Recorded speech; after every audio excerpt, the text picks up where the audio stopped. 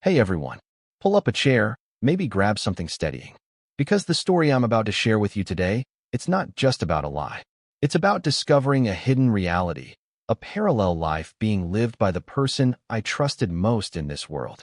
It's about my wife, Megan, our seemingly perfect 10-year marriage, and the accidental discovery that ripped back the curtain on a secret so profound, so audacious, it involved an entire hidden house. And finding out that someone else, a stranger, was living inside it, funded by secrets and lies. You think you know the person sleeping beside you? Think again. This discovery didn't just break my heart. It fractured my entire perception of reality. 10 years. A decade of shared laughter, inside jokes, navigating life's ups and downs side by side. Megan and I, we were the couple people pointed to. Solid, dependable, transparent. We built a comfortable life in a nice suburban neighborhood, shared finances openly, talked about our future constantly. Kids were next on the agenda. She was my best friend, my confidant, the anchor in my world. Trust wasn't even a question, it was the air we breathed. Or so I foolishly believed. The level of deception required to maintain the secret I eventually uncovered, it's chilling. It makes you question everything, every memory, every I love you. The first tiny crack in this idyllic facade appeared during the most mundane of circumstances, tax season. That annual ritual of paper shuffling and receipt gathering. We always tackled it together, spreading out years of financial life across the dining room table. Megan was always the organized one, handling the bulk of the sorting.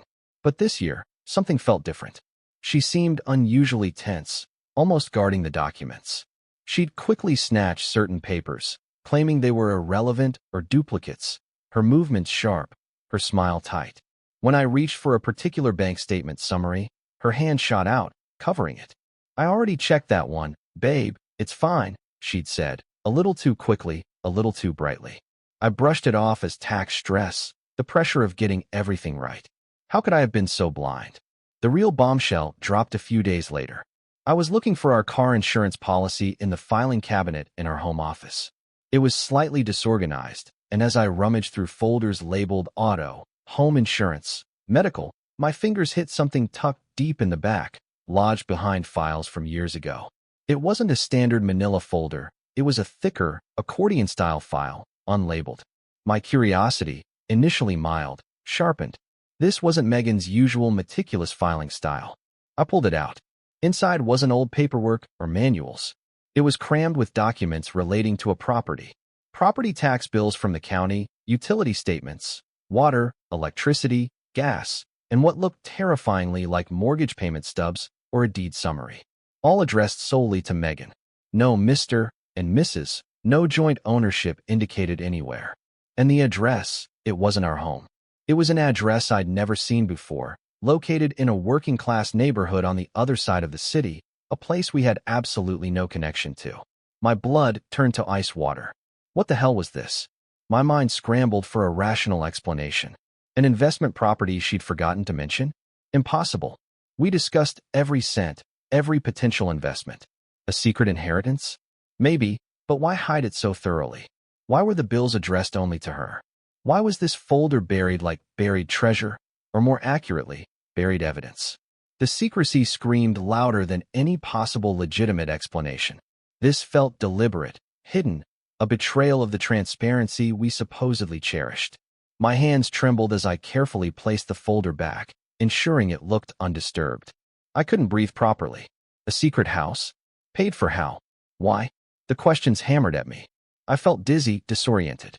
I walked out of the office, trying to appear normal, but inside, my world was tilting violently.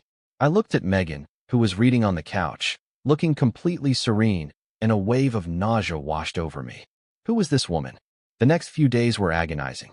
I was living a double life myself now, pretending everything was fine, while this monstrous secret festered inside me.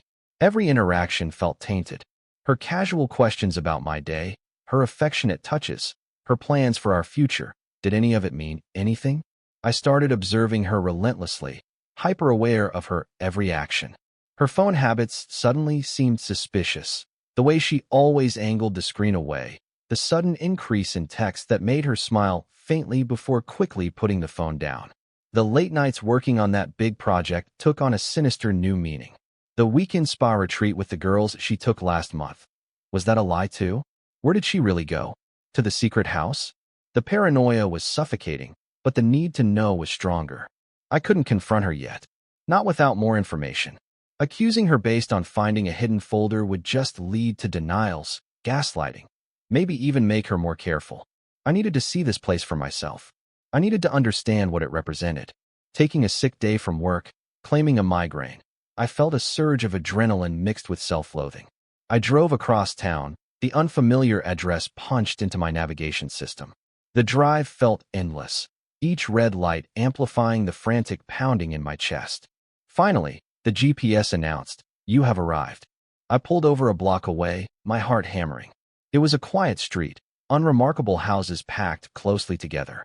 Number 147 was a small, slightly run-down bungalow, painted a faded blue. The lawn needed mowing, but the curtains were drawn tight, giving nothing away. Was it empty? Rented out? Then I saw it. Parked in the short driveway was a beat-up, older model pickup truck. Definitely not Megan's pristine SUV. So, someone was here. Or at least, someone used this place regularly. This wasn't just some forgotten asset. It was active. My mind raced. Who owned the truck? Was Megan renting the house out secretly? If so, why hide the income and the property itself? It made no financial sense. Unless the purpose wasn't financial. Unless the house served another purpose entirely. I sat there for what felt like hours, watching, waiting, though I didn't know what for. Birds chirped. A mailman came and went. Nothing happened. Just as I was about to leave, convinced I was either crazy or would learn nothing more today, the front door of number 147 opened. My breath caught in my throat. My hands clenched the steering wheel. It wasn't Megan. It was a man I'd never seen before. Rough-looking, middle-aged, dressed in work clothes.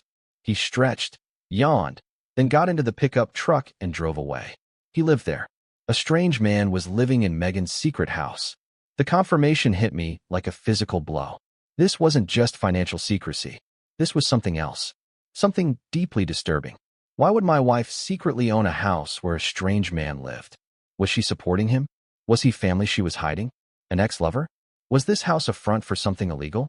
My mind spiraled into dark, terrifying possibilities. The relatively simple explanation of an affair suddenly seemed almost preferable to the other potential horrors. Driving home, I felt numb, disconnected from my own body. The secret wasn't just a house anymore. It was a house with an occupant. A strange male occupant. The discovery didn't bring clarity. It plunged me deeper into a terrifying mystery. What was Megan involved in? Who was this man? And what was his connection to my wife? The foundation of my marriage hadn't just cracked. It felt like it had crumbled into dust, revealing a dark, hidden cellar beneath, filled with secrets I was now compelled to uncover, no matter the cost. The investigation had taken a deeply unsettling turn, and I had a horrifying feeling that the worst was yet to come. The image of that strange man walking out of Megan's secret house was burned into my brain. It played on a loop, fueling a volatile cocktail of fear, anger, and bewilderment. Who was he? What was his relationship with my wife?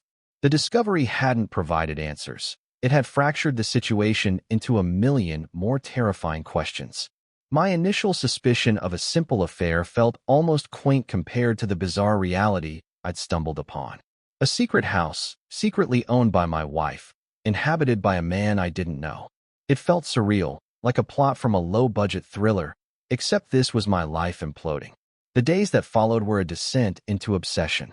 Sleep offered little escape, my dreams haunted by images of the faded blue bungalow and the stranger's face.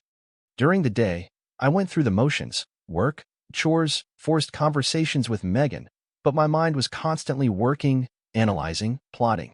I knew I couldn't confront her yet. The discovery was too bizarre, too open to manipulation.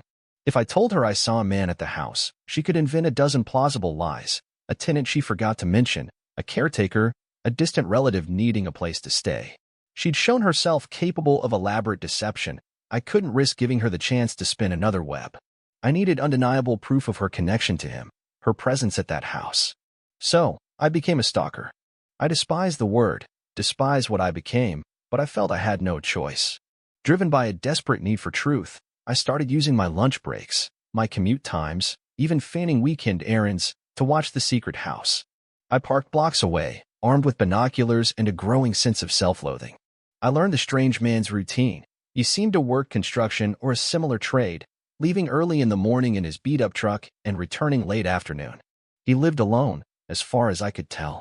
No other cars, no visitors I could see during my sporadic surveillance. But where did Megan fit in? Was she visiting him? Supporting him financially? The utility bills and tax statements proved she was footing the bill for the property, but what was the reason? Weeks went by. I saw nothing connecting her directly to the house or the man. Doubts started to creep in again. Was I misinterpreting everything? Had I blown the hidden folder and the strange man out of proportion? Was there, somehow, a non-sinister explanation I was too blinded by suspicion to see? Just as I was starting to question my own sanity, I hit a different kind of jackpot. Still wary of confronting Megan directly, I decided to delve deeper into our finances, looking for anomalies beyond the hidden folder. We had joint accounts, but she also maintained a separate credit card for personal expenses, something we'd agreed on years ago for minor purchases without needing to consult each other. I'd never scrutinized its statements before. Trust, I reminded myself bitterly. Now, accessing the statements online felt like another necessary evil. I scrolled through months of charges. Mostly small things, coffee, lunches, online shopping. But then, patterns emerged. Regular, significant cash withdrawals from ATMs near the secret house's neighborhood. Large payments to hardware stores and home improvement centers, far more than anything needed for our own home. And then, the most damning discovery, recurring payments, coded vaguely, to an account I didn't recognize. Small at first, but steadily increasing over the past year. It wasn't just the house she was funding. She was giving someone money directly, consistently. It had to be him. The man in the house. The financial evidence painted a clear picture. Megan was secretly supporting this man and maintaining the property he lived in. But why? The question burned hotter than ever. This wasn't just an affair. This felt more complex, more calculated. Was he blackmailing her? Was he family, a brother, a father? She was hiding due to some past shame or danger. Armed with this new financial evidence, I felt emboldened, but still cautious. Confrontation still felt premature. I decided to change tactics. Instead of watching the house, I started focusing on Megan's movements, using a GPS tracker I discreetly placed in her car. Another ethical line crossed in my desperate pursuit of truth. The guilt gnawed at me, but the betrayal I suspected felt far worse. For a few days, the tracker showed nothing unusual. Work, gym, grocery store. Then, one Thursday evening, she told me she was working late, a deadline she couldn't miss. Standard excuse. But the tracker showed her driving straight from her office, towards the other side of the city, towards the neighborhood of the secret house. My heart hammered. This was it. I jumped in my own car, following the tracker's signal, my mind a maelstrom of dread and anticipation. I arrived in the neighborhood and parked in my usual discreet spot, watching the tracker's dot pinpoint her location. It wasn't just near the house, it was the house. Number 147. Her car was parked right behind the beat-up pickup truck in the driveway. She was inside the secret house. With him. I sat there, frozen, watching the house, the windows softly lit. What was happening inside? Were they having dinner? Watching TV? Were they intimate? The images flooding my mind were agonizing. The betrayal felt absolute now, confirmed not just by documents and financials, but by her physical presence in this hidden world she'd created. After what felt like an eternity, maybe 2 hours, the front door opened again. First, the strange man emerged, looking back into the house, smiling. Then, Megan appeared. She leaned in, gave him a brief, almost casual hug, and then turned and walked quickly to her car. It wasn't the passionate embrace of lovers caught mid-tryst, but it wasn't the interaction of a landlord and tenant either. There was familiarity, ease, a shared understanding that spoke volumes. She drove away, oblivious to my presence in the shadows down the street. I didn't follow her home immediately. I sat there, shaking, processing what I'd seen. The hug, the familiarity, it didn't scream affair as much as it screamed obligation, connection. But the secrecy argued against anything innocent. Why hide this relationship, this house, this man, from me for potentially years? As I finally drove home, a cold, hard anger began to solidify beneath the pain and confusion. The lies had gone on long enough. The financial drain, the emotional distance, The secret life, it had to end. But simply confronting her felt inadequate. She hadn't just lied. She had constructed an entire false reality, made me question my own perceptions, lived a double life while enjoying the comforts and security of our marriage. Didn't she deserve more than just a tearful confession and a divorce? A darker impulse began to surface, similar to the cold calculation I'd felt before. Maybe exposing her wasn't enough. Maybe there was a way to turn the tables, to use her own secrets against her, to make her understand the depth of her deception in a way that simple words never could. What if I didn't just confront her, but confronted both of them? What if I revealed her secret life not just to myself, but to the strange man she was supporting? What would happen then?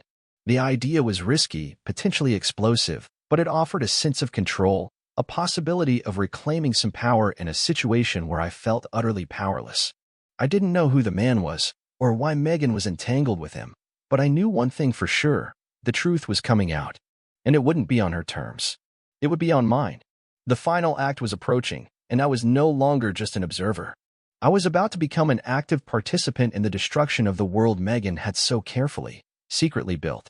The suspense wasn't about if it would blow up anymore, but how spectacularly I could make it happen. The knowledge that Megan was actively visiting the secret house, interacting familiarly with the strange man living there, solidified my resolve. The pain and confusion hadn't vanished, but they were now overlaid with a cold, determined anger. The charade was over. I spent the next couple of days meticulously planning the confrontation, not out of a desire for reconciliation, but out of a need for truth and, admittedly, a desire for a reckoning that matched the scale of her deception. Simply asking her wouldn't suffice. Her history of lies proved that. I decided the only way to guarantee the truth, or at least to shatter her ability to control the narrative, was to confront them together. At the secret house. Choosing my moment carefully, I waited for the next time the GPS tracker showed Megan heading towards that side of town outside of her usual work hours, a Saturday afternoon, when she claimed she was meeting an old college friend for coffee. The lie itself felt pathetic now, almost transparent. As she pulled away from our home, I gave her a 15-minute head start, then followed, my heart pounding a relentless rhythm of dread and adrenaline. Pulling up near the faded blue bungalow, I saw her car already parked in the driveway behind the pickup truck. Taking a deep breath, I got out of my car and walked purposefully up the short path to the front door. My hand hesitated for only a second before I knocked, loud and firm. Silence. Then, muffled voices from inside. Footsteps approaching. The door opened, and there he was, the strange man, looking startled, then annoyed at the interruption. Before he could speak, Megan appeared behind him, peering around his shoulder. Her eyes widened in absolute, unadulterated horror as she saw me standing there. The color drained from her face, leaving it a sickly, pale mask. "Mark," she gasped, her voice trembling. What are you doing here?" "I think the better question is, Megan, what are you doing here?" I replied, my voice dangerously calm, letting the accusation hang heavy in the air. I pushed past the stunned man, stepping into the small, sparsely furnished living room. It was clean but basic, lacking any personal touches beyond essentials. "And who," I continued, turning to face the stranger, who was now looking confused and wary, "are you?" Megan started stammering, incoherent denials mixed with panicked attempts to explain. "Mark, it's not, you don't understand. This is..." "Save it, Megan," I cut her off, my gaze fixed on the man. "I know about the house. I know about the bills, the secret bank transfers, the cash withdrawals. I know you've been funding this place, and him, for God knows how long. What I don't know is why, and who he is." The man looked from me to Megan, realization dawning in his eyes. "Wait, you're Megan's husband?" he asked, his voice rough. She told me she was divorced, helping out an old family friend down on his luck." "Divorced?" The lie was even more audacious than I imagined. Megan let out a sob, sinking onto the worn sofa. "Gary, please." She pleaded with the man. Gary. So he had a name.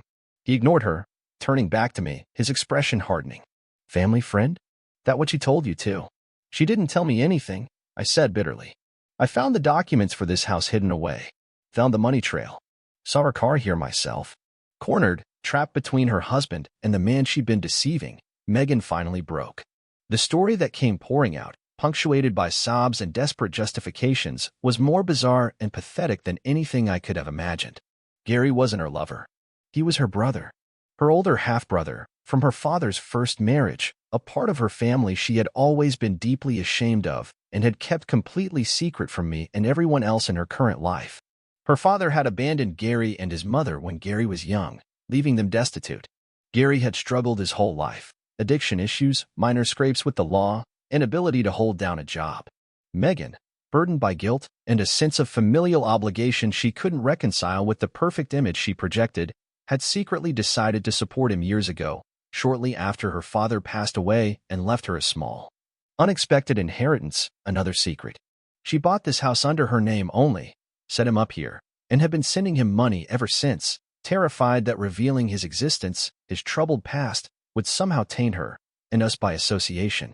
The late nights were often spent here, checking on him, bringing groceries, dealing with his latest minor crisis. The spa retreats were sometimes exaggerated trips to handle bigger issues. The financial strain explained the occasional tension over money. The secrecy wasn't about hiding an affair, it was about hiding her shame, her family history, and her ongoing, clandestine act of support. She had essentially built a secret, compartmentalized life to manage this hidden obligation, lying to both me and Gary, telling him she was divorced to explain her independent finances and ability to help without involving a spouse. Hearing the truth, it was staggering. The relief that it wasn't infidelity was immediately swamped by a different kind of betrayal. She hadn't cheated on me physically, but she had cheated me out of the truth, out of partnership, out of the right to know her whole self, flaws and all. She had built our entire 10-year marriage on a foundation that deliberately excluded a huge part of her life and her responsibilities, all based on her own insecurities and fear of judgment. She didn't trust me enough to share her burdens, her real family history. She chose elaborate, long-term deception instead. Gary looked as stunned as I felt, realizing the extent of Megan's lies to him as well. The air crackled with tension, resentment, and years of unspoken truths. There were no easy answers here. No simple villain or victim. Just a messy, tragic situation created by fear and sustained by lies. My anger hadn't dissipated, but it had transformed. It was now mixed with a profound sense of disappointment and disillusionment. 10 years, Megan, I said, my voice heavy with the weight of it all. 10 years you kept this from me. You let me believe we had no secrets. You built this entire hidden life because you were ashamed? Because you didn't think I could handle the truth? Didn't think we could handle it together? Her tearful nods were confirmation enough. In that moment, I knew our marriage, as I had known it, was over. The issue wasn't Gary himself. It was the years of calculated deception, the fundamental lack of trust it represented. If she could hide something this monumental for a decade, what else was she capable of hiding? The trust wasn't just broken. It was revealed to have been an illusion all along. I looked at Gary, then back at Megan, sobbing on the couch. There was no dramatic revenge to enact, no satisfying explosion. Just the sad, pathetic implosion of secrets finally meeting the light. I can't do this, Megan, I said quietly but firmly. I can't be married to someone who doesn't trust me with the truth, who builds secret lives based on fear and lies. We're done. Walking out of that faded blue bungalow, leaving Megan and her secret brother amidst the wreckage of their shared deception, felt strangely anticlimactic. There was no shouting, no final accusations. Just a quiet, decisive step away from a life built on an unstable foundation. The future was uncertain, painful, but it would be honest. I learned that day that betrayal comes in many forms, and sometimes the deepest wounds aren't caused by infidelity, but by the slow, corrosive acid of long-held secrets and the devastating realization that the person you loved most never truly let you in. Rebuilding my life would be hard, but living authentically, free from the shadow of hidden houses and unspoken truths, was the only way forward. And that brings us to the end of today's story. Thank you so much for tuning in. I truly hope to see you again for more fascinating tales ahead. If you enjoyed it, please hit that subscribe button so you don't miss out on our next adventure. See you soon.